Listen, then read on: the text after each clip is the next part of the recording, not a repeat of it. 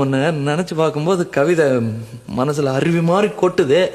ஆனால் அதை எழுதணும்னு உக்காந்தா அந்த எழுத்து தான் வார்த்தை.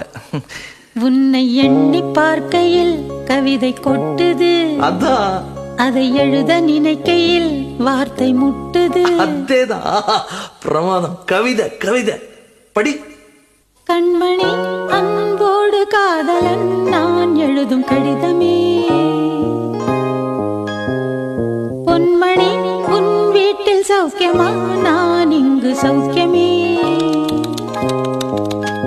உன்னை எண்ணி பார்க்கையில் கவிதை கொட்டுது, அதை எழுத நினைக்கையில் வார்த்தை முட்டுது. ஓ